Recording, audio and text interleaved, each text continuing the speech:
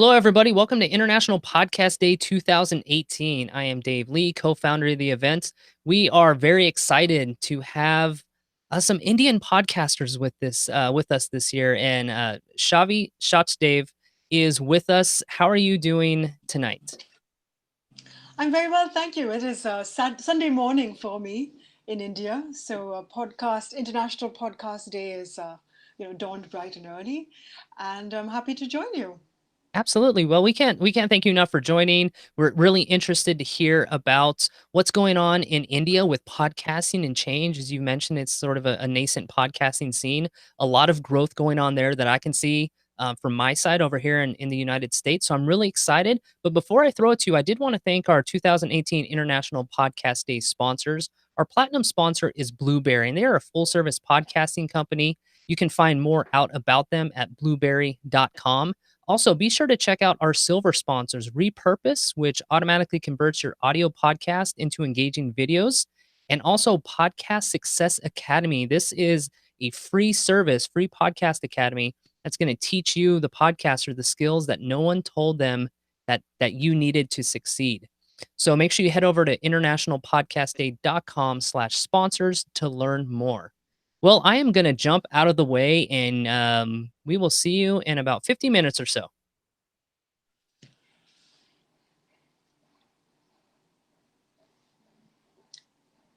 I don't know if I'm on air. Am Yep, I? It go says for it. off air on this side. Okay. All right. So everybody who's tuned in, thank you. My name is Chhavi. I am in Mumbai, India, which is also known as Bombay, India, and I used to call myself the second oldest podcaster in India, which is not true. There are people older than me who are podcasters, and that's not what I meant anyway. What I meant is that I started podcasting in 2008 when there was only one other set of people podcasting. So I'm the second most experienced podcaster in India.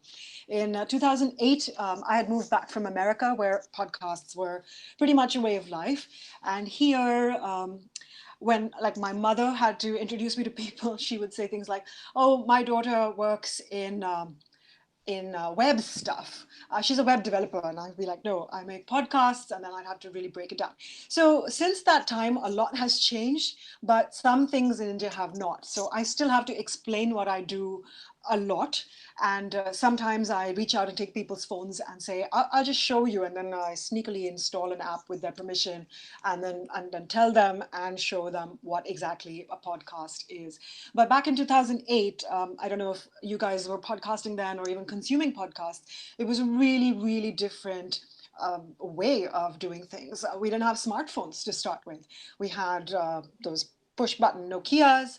And to make my podcasts, I would record on my recorder. I'm a radio journalist by training and as a vocation and occupation that actually pays my bills. So I had my audio equipment and audio software anyway. So I would record into my recorder, connect the recorder with a cable, edit the audio, then use that audio, put it in the cloud. And then to listen to podcasts, of course, I had another cable and I had to sync up my laptop to get it. I didn't have an iPod at that point, but you know how it went. So it was quite complicated.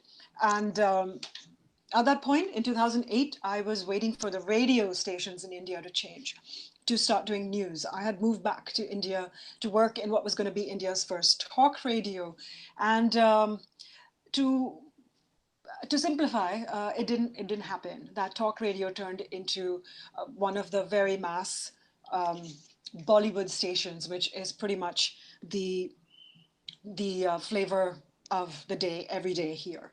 So to to give you a I'm going to talk in this time about podcasting in India, the challenges and the changes. So to set it up, I'm giving you the context of what used to happen, and then walk you through what is happening, what I'm hopeful is going to happen, and we're going to also hear from some people who are making that happen. My background again is radio. And it's been, I guess that is the origin of podcasts anyway, was to make radio on demand. And radio in India is very, very specific. We don't have different genres. We don't have talk radio.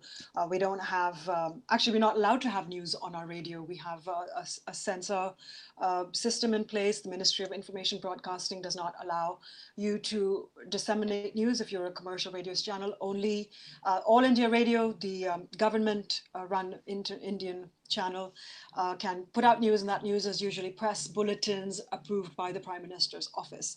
So TV is a free for all, but radio, our tradition in India is to listen to music on the radio, and it's generally Bollywood. We have a little bit of genre stuff happening now with little classics.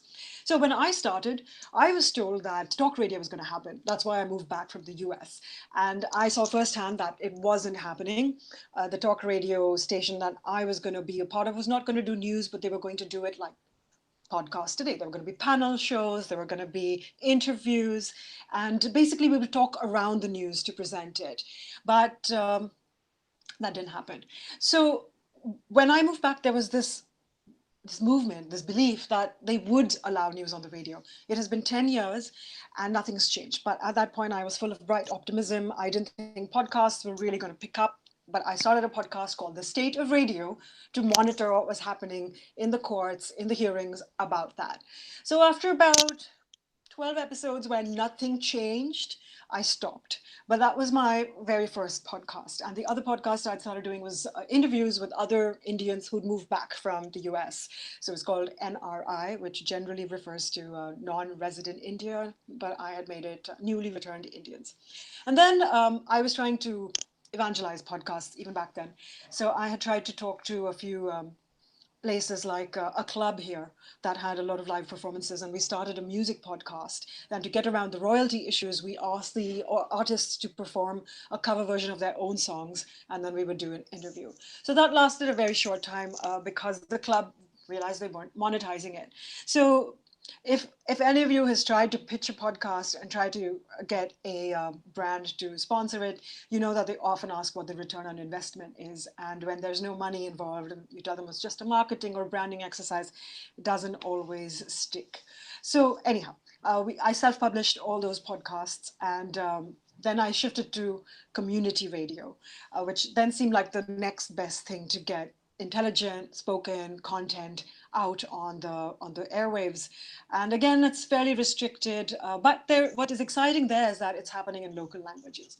So this is all 2008, 2009, and I will fast forward to the present day, I promise you. But I think the context is interesting because in some ways we've come full circle for a few of those points, and in some ways we have skirted around the issues that radio, traditional terrestrial radio, threw up for us. So I think at the current moment, there are like what 250,000 podcasts on the air right now, on iTunes. In India, when I started, there were 9, and today I think there are somewhere between 50 and 100. And if you look around, that's really nothing, is it? I mean, we're the most populous nation in the country. We speak 26 officially recognized languages, and we are putting out like a handful of podcasts. There are conglomerates and media agencies that are putting out sort of audio versions of material they're already commissioning. So there are news podcasts and analysis podcasts that their staff are doing. But I think we can count those sort of separately because they're not international podcast day sort of independent podcast driven, low resource, low budget sort of DIY things, which I promote quite heartily. So the sorry, I'm looking at the comments as well. Neeraj, YouTube is the trend, yes, and I like to tell people that podcasts are radio on demand. So like, and then Netflix, which has changed so much, serves as a really good term of reference where I say, you know, that show that you're watching and you can just do all 13 episodes at one time because it's in the cloud. Podcasts are like that. It's like a radio story or a show that is living in the cloud, and you can download it and listen to it on the go, on your phone, wherever you are. So sometimes that works, but sometimes that doesn't. Anyway, I'm going to fast forward now. I'm still going sort of chronologically. Fast forward to about 2012, 2013, where podcasting did a little bit of a leap. This is still pre-serial. And a couple of people approached me and said, we want to do podcasts. We have ideas. Will you help us make them happen? And I said, yes. I have to, sorry, at this point, take a time out to say I have two cats and they usually sleep all day. But whenever I get on a video call or a hangout or any sort of live broadcast, they feel like they have to participate. So if you see tails go by, or right now one is doing something very random, podcast. Ah! this, is, this, this could happen. I'm so sorry. So bear with me. And back to podcasts after the podcasts. Um, so people approached me, and I would get really excited about making podcasts happen, but it always fizzled out because money, as we all know, is such an issue. So there was this American guy who came here for a year, and he was really gung-ho about it. He got interns to help out me. I was supposed to get paid. And then his visa didn't get renewed, so that was that. Another person had an idea for a specific series. I said, no problem, I will help you make it happen. And that also fizzled out. In 2014, Serial happened and life changed. Suddenly, everybody wanted to do podcasts, right? My mother finally understood what I did. My friends around the world were like, oh, now we know what you do. And somebody approached me and said they'd like to get into it. But of course, no funding. Eventually, I have to say that it did happen. So one of the things that came out of it, and I was involved in the early stages, was we actually got a podcasting network like Gimlet or Pineapple Media in the US. We have one here in India. It's called Indus Vox, well, IVM Podcasts. And I realized yesterday, I thought they had about 30 podcasts, but they have put out more than 50 podcasts since they started. And I was part of the first two they did, and it was really, really awesome. So there were those. And then Audio Boom came to India and started encouraging independent podcasters to host them for free, because they were hosting for free. At that point, there are a couple of models. And then I think there was a little bit of movement, and we had a lot more independent podcasters happening. So one of the podcasts I did started in 2016. We'd started recording and making episode 0 and pilots in 2015, late 2015. And we got IVM podcasts like Cyrus Says, which is a well-known comedian. He's a MC and an actor and a host and a stand-up comedian who has hosts this podcast. It's still going strong. It's been 3 years. And we had an indie music podcast that started, which is again still going strong, called Made in India. I think, sorry, cat crossing. Okay, that was the tail. And then on Audio Boom, I was talking to one of the heads of the India Audio Boom company here, and he said that they've got something like 700 Indian podcasts up there, but that's counting also people like radio who have every show up as a podcast. If you discount them, he said that there are about 400 podcasts, including the newspapers and the media agencies who also have podcasts. He wasn't able to give me an exact figure for independent podcasts. I think that's still in the low 2 digits, not 12, but like 40-ish. And but they're growing, and there is at least space now. I mean, the technology, as we know, has gotten so much easier. You can record on your computer, you upload it in the air, and then distribution has become so much simpler. So it's made it a lot easier for us to at least tell people what to do. But I think that is one of the key challenges, is just educating the community around us about podcasts. Our compatriots are quite used to thinking of audio as a vehicle for music and for advertising more than anything else. I don't think the common assumption is that you can actually learn something or be entertained by something that's not cricket or movies, Bollywood. on through your ears. So there are a lot of people who consume YouTube on the go. We have, I think, a national average commute time of 50 minutes in India. And it's longer if you live in a city like Bombay. I know people who commute 2 hours each way, and everybody's hooked on their screens, right? They've got a screen, they've got earphones on, but they're watching videos, or they're listening to FM, as it's called, just commercial radio, which is pretty much Bollywood and cricket. Cricket less, Bollywood much more, and a lot of really quite inane chatter because it's all advertising driven. That's what I learned when I first moved back and worked in what was going to be talk radio. We started out as talk radio. It was 100%, like from an hour clock. If you have an hour, it's usually divided into segments of talk, music, and ads. So in that hour clock, we started out with 40 minutes of talk, which meant there was going to be 20 minutes of music and ads. Within a month, and all English, within a month, we had dropped to about 30 minutes of audio, of talk, and it had become 80% Hindi. By the end of 3 months, we were 80% Hindi, 20% English. I don't know if I got that wrong earlier. So from 100% English, we went to 20% Hindi, 50% Hindi to 80% Hindi, and then to 100% Hindi at 5 months, which is when I left, and all Bollywood. Like the talk time had reduced to 4 minutes in an hour from 40, because that is advertising actually dictating what happens in your production studio. So podcasts, thankfully, are, well, we don't have any advertising to tell us what to do. So there is that problem. But at least we have autonomy in our content design because we don't have any advertisement. Sorry, there's clearly so there's a little tunnel that's formed under my desk, and the cats are really enjoying that. Sorry. So, talking about the commute. So, podcasting has a long way to go.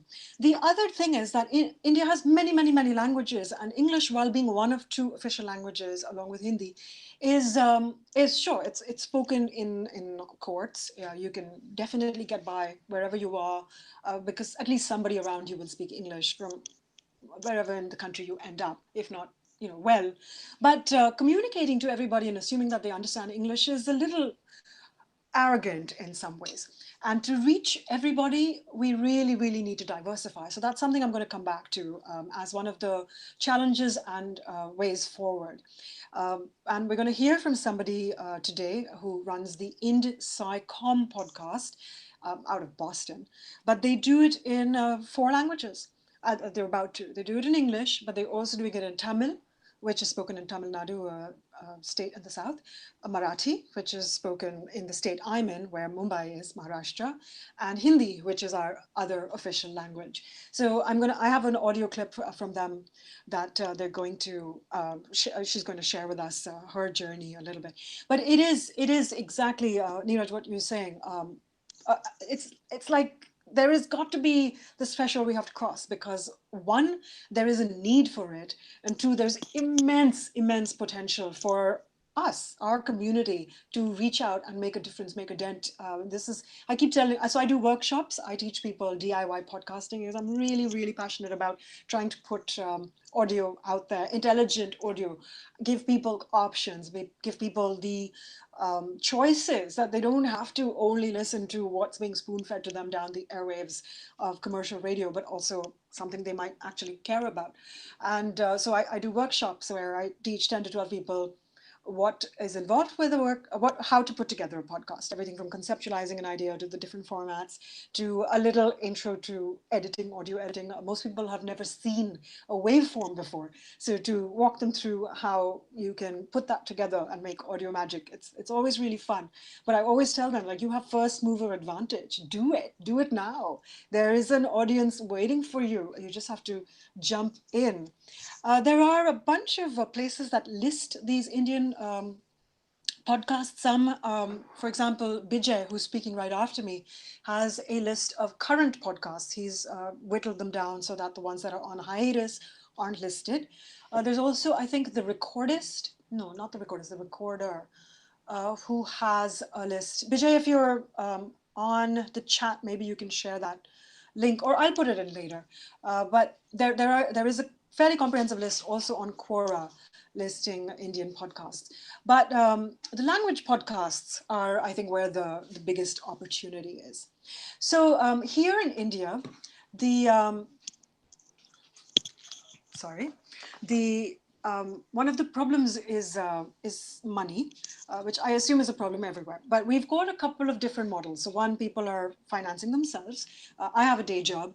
Pretty much everybody I've talked to in India has a day job as well, and they do podcasts on their free time. And I try to tell people that they should have a plan, and seasons are good. Thanks to Serial and thanks to Netflix, we now have the concept of doing limited edition series. When I started the LSD podcast, we, for some reason, didn't think of that. So our first season is 71 episodes long, and then we stopped. And now season 2 is going to come out next week, and we're going to do shorter seasons. But the way it works is that we basically have 3 big networks. If I'm missing somebody, I apologize, but there's IVM, whom I mentioned before, and they've got a stable of podcasts, and people can pitch them ideas, and then what they do is they provide the scaffolding. They'll give you the studio, they'll help you with resources, and they'll take care of the overheads, but you kind of have to be in Mumbai for that to happen. And then they'll help distribute it, and if they hook you up with an advertiser, they will do a rev share with you. I think there's an IP share also. But they're just about to start monetizing. Advertisers are more traditional in India. And one of my podcast attendees, I could see, like, how old cartoons would show this, like, dollar bills in her eyes when I mentioned this, because she thought it was a great opportunity to sort of not unionize podcasts, but maybe make like a network for independent podcasters and then pitch them together for advertising. And I was like, yeah, more power to you. If you make it happen, definitely include me in there. So the that's one model. Audioboom does a similar thing where if you sign up with them, they will look for advertising with you and do mid-roll or post-roll or pre-roll ads and then share revenue. But again, they're quite candid that while in America, Audioboom has a shortage of podcasts to match with their advertisers, because they have so many different types of advertisers who want niche programming to put their ads on. In India, it's the opposite problem. We can't find enough people to advertise. So even if you get a deal with them where you're going to own 60% or 50% or 70% of the IP and get a 50% rev share, 50% of zero is still zero. And nobody can give up their day job to really just do podcasts, unfortunately. It's a problem, and I hope we can sort of figure it out. There's another network called Audiomatic, and they, again, I think IVM also, they make their money from doing other things, maybe white labeling audio or recordings or other media, and then they can sort of subsidize their podcasts. And I really, really, really hope this changes. If anybody has tips or leads or wants to send some advertisers over, please feel free. I'm a terrible salesperson. I'm really, like, put me in a booth or put me in front of a mic or put me on a computer with a script, but I'm really crap at selling stuff. But I'll put you in touch with my podcast alumna, who is obviously good at sales stuff, and you can hook her up and we'll get some advertising going. Yeah, Steph, yes, passion projects, exactly. We're going to hear from Saif, who is running the Musafir Stories, India's best travel podcast. And he also, everybody has a day job. It's just impossible to give up your job and just make podcasts. I wish it were possible. At this point, I have a pilot made with another set of people. We're going to try to shop it around. So we made the pilot because we thought, as proof of concept, it is an important thing to do. Maybe we'll have better luck convincing people of what we're doing and trying to put out there. But it's difficult. And the one good thing is that because we're a small community, I think there is a sense of community. I have found in podcasters everywhere. I was lucky enough to attend the Third Coast Festival in Chicago in 2016, and I loved that whole sentiment of everybody being in cooperation rather than competition. There was nobody over there who held back on leads. People were talking about sharing ad promos and leads and resources, and Slack groups were created, where Slack channels were created where we could share resources. I do workshops, so I was interested in what materials people were using in their workshops, and it was fantastic. So I feel like the people here are getting there. There is some amount of um, tension among some people, but mostly I think we've got a community. Yesterday was the 29th of September. Bijay hosted International Podcast Day in Delhi. There was a small meetup in Calcutta. Saif told me only two people showed up, but you have to start somewhere. And Chennai and Bangalore. So it's coming up. And we do, somebody mentioned affiliate stuff, Amazon and stuff, but Amazon was looking for content, but they're looking for very specific content that they're commissioning. And because they're using podcasts here, I think I can say this with some authority. I've had a bunch of meetings with them. They're using podcasts here as a stepping stool for people to start gaining an appetite for long form. They think of podcasts as a stopgap, 2 words, people who then will spend 8 hours to listen to a book, and that's fine. I would say go for it. Whatever gets people to listen is good. Um, as for so the monetizing thing, it's a little difficult. I'm going to ask Saif to join us in just a minute. He's going to dial in, so I actually have to message him and tell him that. But I'm going to ask Saif from the Musafir Stories to also tell us about what he's doing and his journey to try to monetize it, and he'll let us know about them. They've been around for a while as well. And after that, we will also hear from the people at Insightcom, who are, again, she was, I talked to a girl named Shruti, who was one of the co-hosts, and she was so cute. She said, we're all freelancers. None of us is a professional podcaster. And I thought, I really, really hope the day comes that somebody can say, I'm a professional podcaster anywhere in the world, who's not employed by a actual uh, media house like Gimlet or IVM, but also an independent person. Hi, Saif. Hi, Chhavi. You hear me fine? Yes, and see you as well. So Okay. thanks for joining us, everybody. Saif is one of the people with the Musafir stories. Musafir is an Arabic word. It means Persian. traveler, Yep. Persian, Yep. wanderer, traveler, something like that. Traveler. All right. So, you're one of the few people in India putting out a regular podcast, and it's a travel podcast, which is a difficult thing to do wherever you are because you're telling visual stories through audio. And I would love for you to share with our viewers what your journey's been like. When did you start? How long has the Musafir stories been happening? Sure. From an ideation perspective, right, we started in November of 2016. And by the time we went live, it was Feb of 2017 that we went live with the first episode. And we've been doing like twice monthly episodes ever since. And yeah, we've tried to be consistent because that's our benchmark. Of success, but because there's nothing else that we can measure ourselves against at the moment, that was the first benchmark. So yeah, 2017 of Feb of 2017. So Bijay, who's coming on after us, is going to talk about WhatsApp, dissemination through WhatsApp.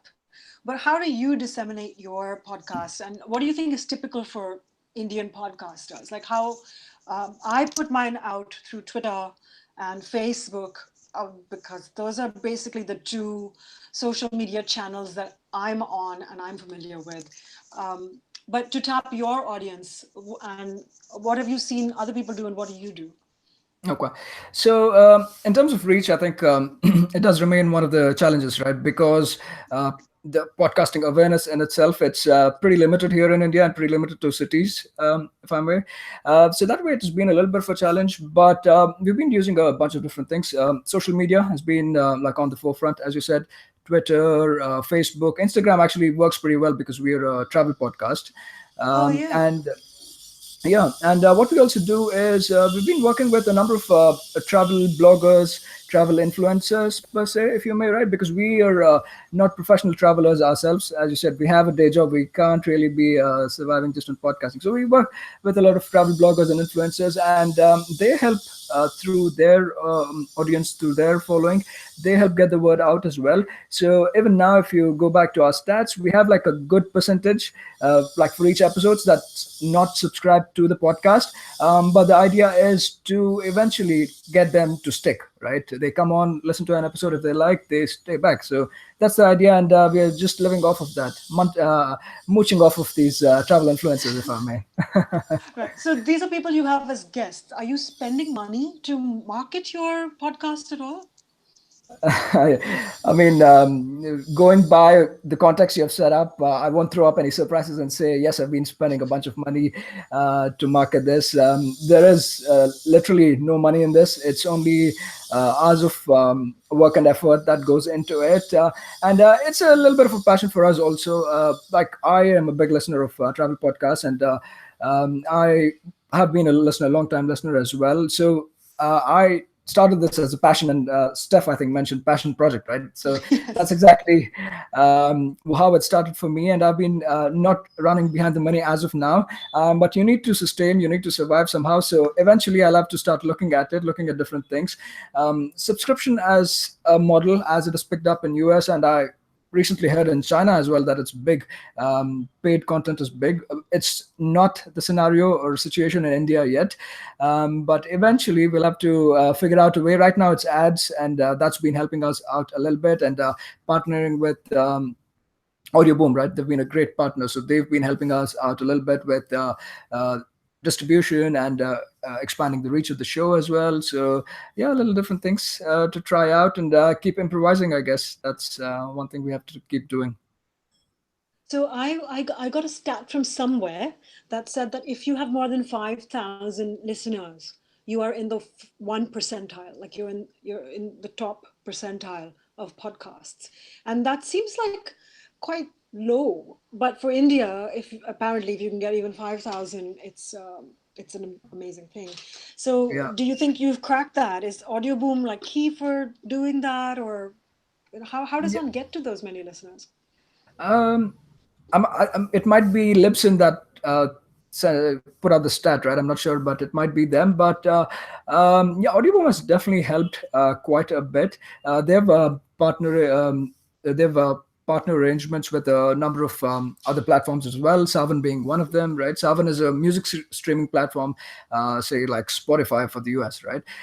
So they have tie-ups with them to put podcasts, even indie podcasts, on their platform, and they have like about 20 million subscribers or something, active subscribers. So that's a huge exposure also, in terms, right, in terms of reach and exposure. That does a lot. And we've been close to that mark. I mean, it goes up and down with episodes. It still depends, but roughly we do manage to get there. And yeah, a big hand is from Audio Boom, and of course the guest travelers who come on as guests and share it with their followers and help spread the word, right? So I have to thank them, I guess. Yeah. So in my workshops, I always tell people that, oh, you're going to do like a car podcast and you're going to do a botany or an environmental podcast. Never mind. You should have each other as guests or like cross promote ads on each other, because at least you'll hit a network that you weren't going to otherwise. And I think cross promotion and trying to get well, not eyeballs, but what, basilar membranes, ears from other places would be really, really key in doing that. Do you have other observations, anything else you'd like to add about like podcasting? Where do you think podcasting is going in India? I think there's definitely a big opportunity, and somebody did mention that it's like a golden opportunity, right? That's what it is. But again, as I've seen from the past, podcasts have had these moments, right? Maybe a couple or two, three times in the past as well. But where do we go from there? That's a big question. But I remain optimistic. India is a big, big market, and with 4G data, like internet being more affordable these days, right? I think there's big, big scope for this to grow. And as even you touched upon, right, vernacular content, content in local language, that's somewhere I think where the opportunity lies as well. So for me, the future is sound. Like one of my podcaster friend from the Biker Radio broadcast. Yeah, Shandy keeps saying that the future is sound. Yeah. So I think it's looking good. I see a big growth, a spur, especially with apps like Anchor coming on. Right, it's made it so much easier. Of course. The quality, even quality wise, the benchmark has been set really low now. But again, you have to be consistent and you have to do it week in week out for a consistent amount of time for to pick up a listener base. I see there is a market, but only for those who kind of strive it out and see out the rough patch. Right. Well, yesterday at your Bangalore International Podcast Day meetup, you said there were a few kids who'd just come out of college and hadn't started their podcasts yet. So, fingers crossed that this keeps growing. But again, I think monetization, I'm sure you agree, would is really like the pot at the end of the rainbow that we're all chasing. Yep, yep, it's true. And as I said, right, our options at the moment, especially in India, are limited in terms of monetization. They've been limited to ads, the ad revenue model, right? Like how it started out in the US, but there it's evolved to a number of different things, like say subscription based monies or even selling merchandise, etc. But here, I still feel that. People think twice, thrice, 100 times before they pay up for something. But that'll be ultimate validation. If we can get that going, that's where I think your real or loyal listener base lies, right? Who are ready to do their wallet, do the talking for them, right? That they are That's our right. patrons. So I think I'm hopeful too, but we'll see how this pans out. Fingers crossed, as you said. All right. Yes, thank you so much for joining me on this hangout and sharing with our international listeners on International Podcast Day. Saif. Thank you so much. Thank you so much. Thank you for the opportunity. I appreciate that. Everybody, it's the Bye. Musafir stories. It's in the chat. Yeah. Bye. Bye. Um, so my fear is that we're going to see a lot of passion projects that then run out of steam. There are a lot of people who are interested, but what if you make a series and then so you've got a bunch of series of like 12 episodes each and that's it, and then you have this massive archive, but because there's no money coming in, people don't keep going because validation is important. And sure, feedback is great, but you can't run on that alone forever. Life gets in the way, right? So I'm not going to spend too much time being negative. I'm going to share with you what I think is the beginning of a success story. And these are these three young people spread across the globe. They're part of the Indian diaspora. All three are of Indian origin, grew up in different parts of India. Two of them met in undergrad school.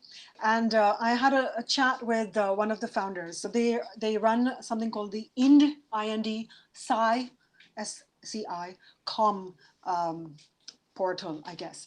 And I let them, oh, I didn't even know there was a term for it, pod fade. Thanks, Steph. Yes. Um, that's when you do something and then sort of, I guess, dwindle away. And so these guys at IndSciCom are have started something called the Sea of Science, which is lovely. They're explaining science projects and concepts, and they are doing two English podcasts. But I let Shruti do the talking. So I had a conversation with her yesterday, and I just got her answer as sort of as a little monologue. But she's interesting, I promise. If you, my cats also think so. So I'm going to play that. I'm going to try to play it on a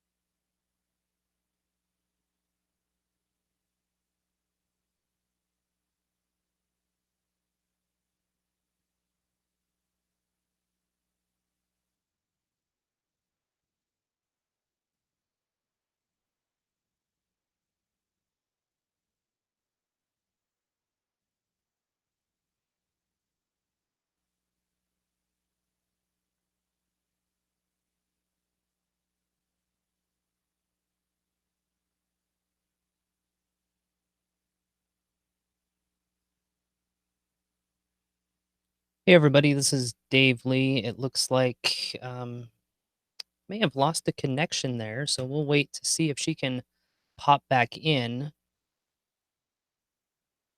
Perhaps the internet connection dropped off there. But it was really interesting hearing what she had to share and her guest. And we've dropped a couple of links into the chat there if you're interested. And just from an outsider's perspective here, I have noticed a quite the spike, quite the interest within the Indian podcast community about I'm seeing workshops pop up. I am seeing a lot of tutorials that are happening, and it's really great to see that on this side. Hey, welcome back. Sorry about that. That's all right. Third world problems. Yeah, I was just filling some airtime here, and I was just mentioning that I'll get out of your way is that over here in the United States, I have personally experienced, via social media and some of the posts I've been reading and seeing, is that there's tremendous growth going on there, and as your guests have talked about, just the opportunity to grow and share has been pretty incredible. So I will step out of your way and let you go. Sure, thanks. So we've got, as I said, 26 recognized languages, but we have so many more dialects that are spoken all over the country. And when I was talking to the folks at Audio Boom, I couldn't get exact numbers, but the person I spoke to told me that their number one listen to independent podcast is actually in Hindi, and they're not surprised by that. So this is quite encouraging for me. And we've got a couple of Tamil podcasts, a couple of Kannada podcasts. Marathi, I only know of one. But this is just like it's waiting to explode. And I'm telling everybody in my workshops that if they want to differentiate themselves and really get that first mover advantage, they should lean into a language that they know and understand, and they'll find a community faster.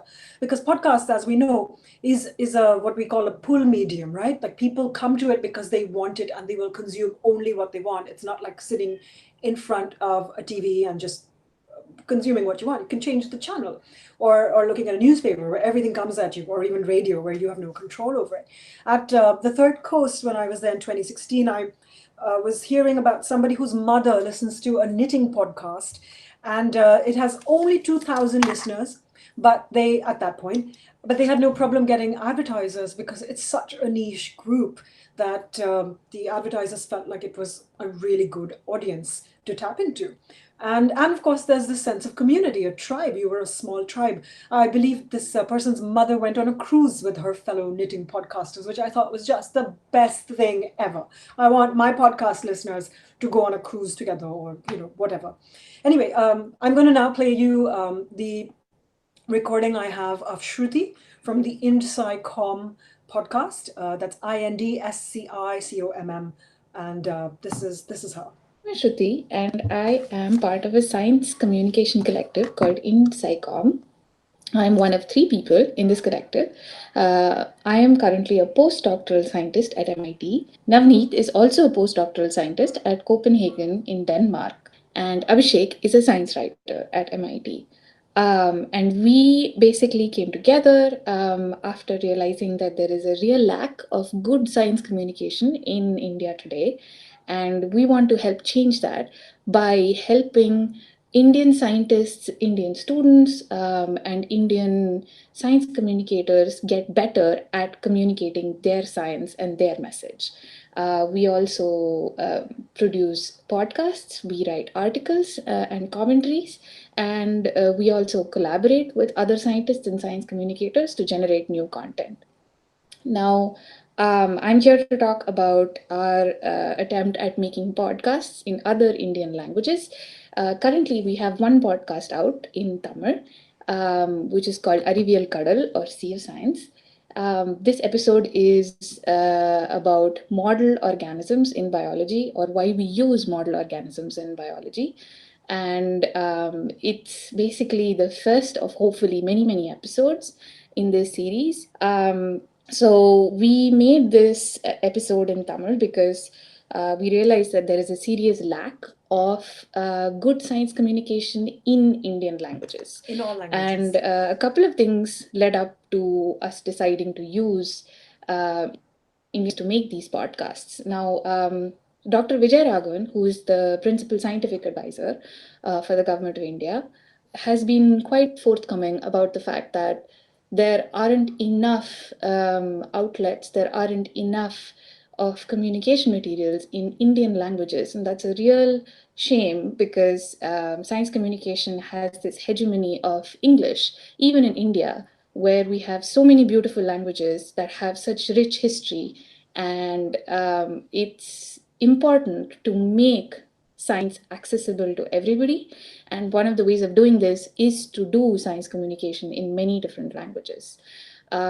Simultaneously, we got to know about and collaborated with Dr. Kollegala Sharma, who is a science communicator, has been a scientist for a very long time.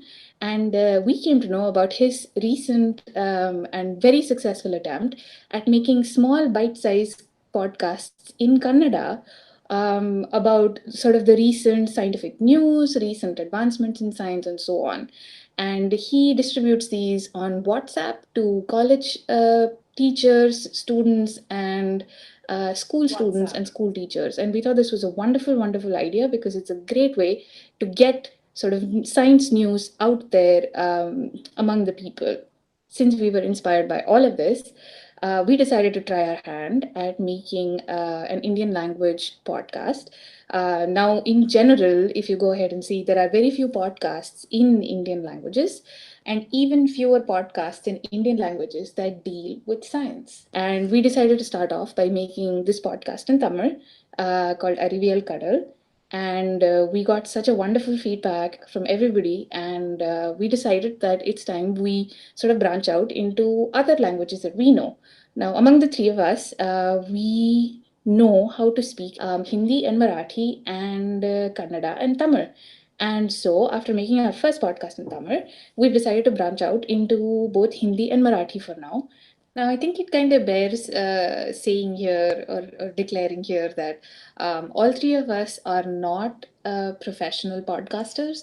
We are freelancers. We're actually professional scientists and science writers. And we have sort of learned podcasting, the scripting, the writing, and the producing, and everything from ground up by ourselves. So, of course, we are not as good or are as not as polished as many of the very, very good professionally produced podcasts out there. But we would like to think that we are doing sort of our bit for science communication in India by at least showing to other people that it's possible to make good science communication material in languages other than English.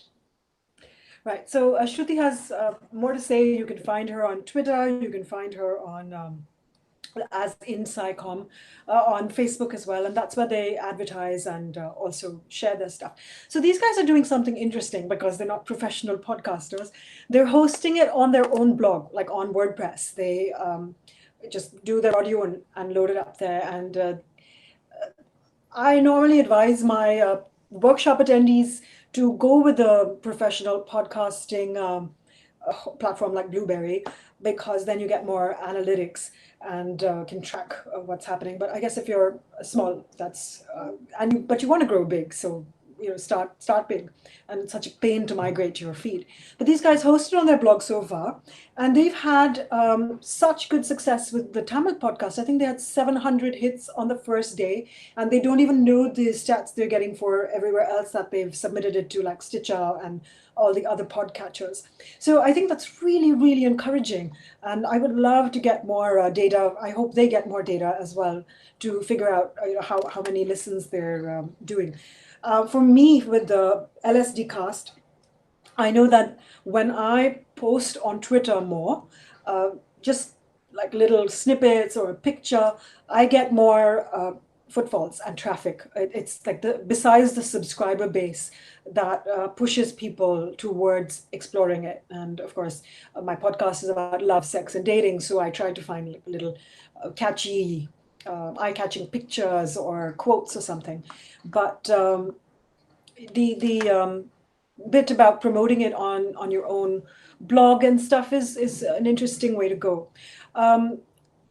Anchor is free, but Anchor then I think owns your IP, and then they can use it. Like there was a big discussion about this on a Google group about podcasts that I'm a part of. So It's easy to use, but if you want them, they're going to own it, and then they can use it. At least that's the fine print that I've been told, and I thought I would explore it a little further. But do check out these guys. Their Tamil episode is up. It's 9 minutes long, and I don't understand it anything except the welcome, but it just gladdened my heart that it's out there.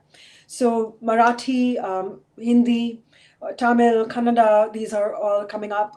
Somebody I know was going to do one in Bengali about mental health care. And I was like, yes, this is perfect, do it. But there is just so much content that people have. And for me, this is what I see in the future. I don't know about advertising. I really hope it can change. I hope we find good advocates. Right now, one of the models is that advertising agencies, which handle multimedia, I have to make a bridge for my cat to go under. So they pitch to. So for example, we have a management school here that has an MBA program, and they want to up their recruitment. So they contacted a digital agency, which is putting them either as guests or as sponsors or with little features on YouTube, in billboards, and in traditional media like newspapers and TVs. And then they came to talk to me about producing a podcast. And then when they realized what the numbers are going to be like, I think they basically changed their minds, because they were like, if we can get a big name stand-up comic to do a YouTube plug for us, or we can put our name on a stand-up thing on YouTube, we'll get 250 million listens or views within a week. A podcast is really not anywhere close to that in India. I'm not sure about the advertising yet, but I'm hoping these agencies and the middlemen will make it happen, whether it's the host or the network or an agency. Either way, that's my hope for India. And I really am counting on an explosion of media in local languages. So I think those are some of our challenges in India. That's the scenario that I'm seeing. There are lists that Bijay has shared with you of Indian podcasts, so please feel free to check them out. And I'd love to see if you have questions or anything. And Dave, I can see you back on. Yeah, thank you so screen, much so- for joining our stream. Definitely go back through the chat, and there's a lot of great articles and some really good information that was going on there. I think you may have captured all the questions in there. I can't thank you enough for joining and sharing about what's going on over in India right now, and having our special guest on there just to hear sort of their stories and where things are going. Thank you so much. My pleasure. I have to thank Seth and Shruti as well. So I hope you guys will check them out, give them some love, and just come to India and come definitely check out our podcasts. Yeah, so where can people go to find out more about you, your podcast, and what you've been doing in the space? So I have a website, sonologue.com, Sonologue. I didn't spend money on a domain for my podcast. And one of the reasons I do my podcast about love, sex, and dating is sort of, I feel like it's a PSA, a public service that somebody needed to do, because it's one of those subjects that nobody really talks about, but in India, even less. So it's on sonologue.com/LSDcast. It's on hiatus. It's coming back for a shorter season, not a 71 episode season next week. And I also did one called Tall Tales Takeaway, which is also on sonologue.com. I'm on Twitter at Chhavi, Chhavi, and as Sonologue as well, Sonologue. Well, thank you so much for joining us, and we're going to keep celebrating International Podcast Day 2018. We'll be back in a few minutes. Thank you. Thank you.